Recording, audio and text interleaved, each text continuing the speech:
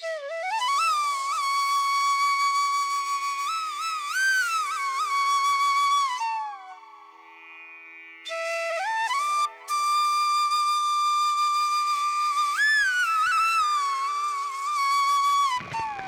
राधे, जय श्री कृष्णा भक्तों। स्वागत है आपका लड्डू जी डेली ब्लॉग में।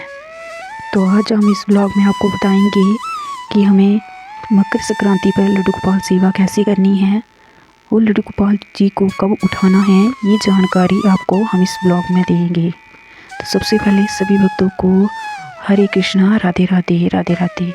तो मकर संक्रांत आने वाली है और मकर संक्रांत कि आप सभी लोगों को बहुत बहुत शुभकामनाएं। मकर संक्रांति वाले दिन लड्डू गोपाल की सेवा हमें किस प्रकार करनी है और मकर संक्रांति पर क्या क्या दान किया जाता है और क्या करना है, क्या नहीं करना है, आज की वीडियो में आप लोग को यही बातें बताने वाली हूँ। साथ में ही देखेंगे आप लोग कि मकर संक्रांति पर लड्डू गोपाल की सेवा किस तरह करनी चाहिए। तो वीडियो को स्टार्ट करते हैं। मकर संक्रांति 2025 नए साल का पहला त्यौहार मकर संक्रांति होता है, जिसे हिंदू धर्म में विशेष महत्व दिया जाता है। मकर संक्रांति भारत का प्रमुख पर्व है। मकर संक्रांति पूरे भारत और नेपाल में किसी न किसी रूप में मनाया जाता है। पौष मास में जब सूर्य मकर राशि पर आता है तभी इस पर्व को मनाया जाता है। और हम इस दिन क्या नहीं करना चाहिए, आज की वीडियो में ये भी बताऊंगी। देखिए, मानता है कि मकर संक्रांति पर किया गया दान आपको फल के रूप में 100 गुना वापस होकर प्राप्त होता है। इसलिए दान पुण्य के साथ साथ शुभ अवसर को गवाए बिना अपनी क्षमता के अनुसार कुछ ना कुछ हमें जरूर दान करना चाहिए।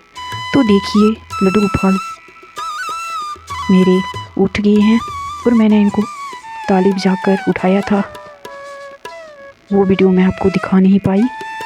और अभी दोनों लाला मेरे उठ गए हैं, इनको स्नान करा दिया है। सबसे पहले आपको लड्डू गोपाल जी को स्नान कराना है।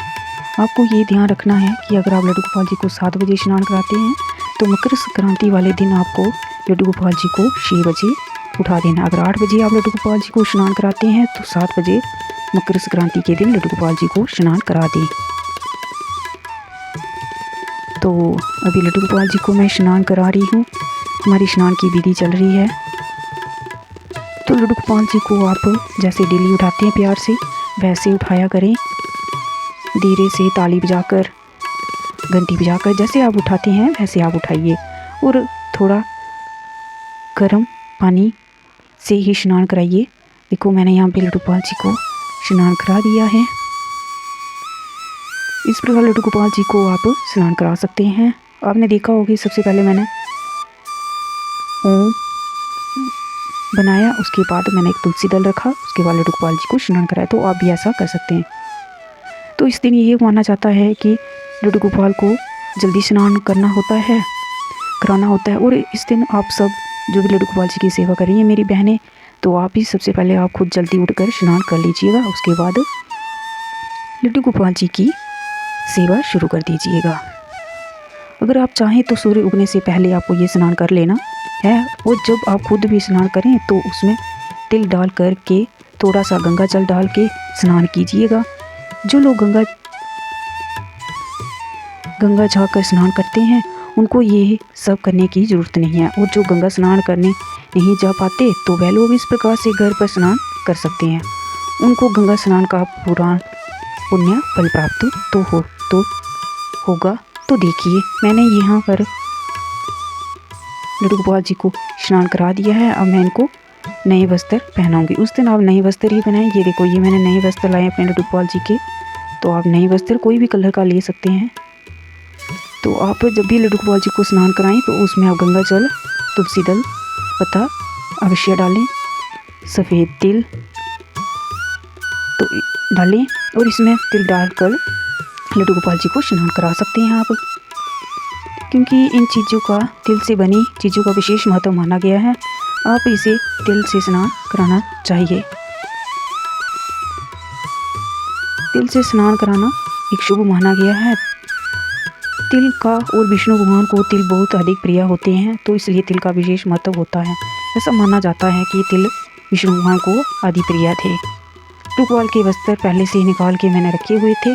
तो अभी मैंने उनको पहना दिए। सर्दी आती क्या है, जल्दी से स्नान करा करके लड्डू गोपाल को वस्त्र धारण करा देंगे।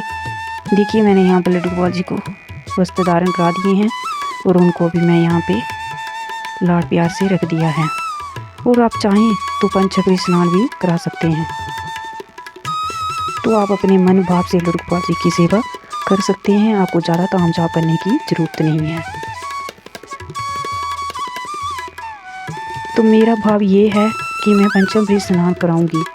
तो सर्दी लगेगी क्योंकि ठंड बहुत है, दही ठंडा होता है, बाकी की चीज़ें भी शहद भी ठंडा होता है, इनको हम सबको गर्म भी नहीं कर सकते। तो मैंने यहाँ पर गर्म जल ले लिया है और उसी में से एक लड्डू गोपाल जी को स्नान करा दिया है। तो यही समझ लो कि लड्डू गोपाल जी को गंगा जल डाल के ही पंचचक्री स्नान हो गया। मेरे प्यारे लाला लड्डू गोपाल अब तैयार हो गए हैं।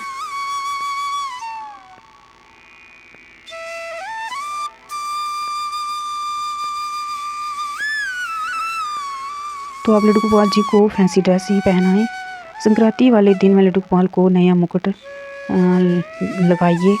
हमारे लड्डू गोपाल को मैंने नए ही वस्त्र पहनाए हैं। मालिश आदि करें। लड्डू गोपाल की सेवा आप सर्दी का मौसम देख रही करें, सर्दी ज़्यादा है तो आप जल्दी जल्दी ही स्नान कराएं। अब जैसे लड्डू गोपाल की रोज़ाना सेवा करते हैं वैसे करिए, बस ये है कि उस दिन उनको आपने जल्दी उठाना है। और इस चीज़ का खास ध्यान रखें कि लड्डू गोपाल जी को गंगा जल से स्नान कराना ज़रूरी है और इसमें तिल और गंगा जल से स्नान कराना ज़रूरी है। यही विशेष महत्व है और सबसे महत्वपूर्ण यही है। और दूसरा ये है कि लड्डू गोपाल को आपको खिचड़ी का भोग लगाना है। चावल और दाल, जो मूंग की दाल होती है, वो हमें चावल में डाल करके उसकी खिचड़ी पकानी है और उसका भोग लड्डू गोपाल को लगाना है। तिल से बनी हुई चीज़ों का आप भोग लगा सकते हैं, वो चाहे अपने घर पे बनाई हो, चाहे आप मार्केट से ले आए हो। मैंने यहाँ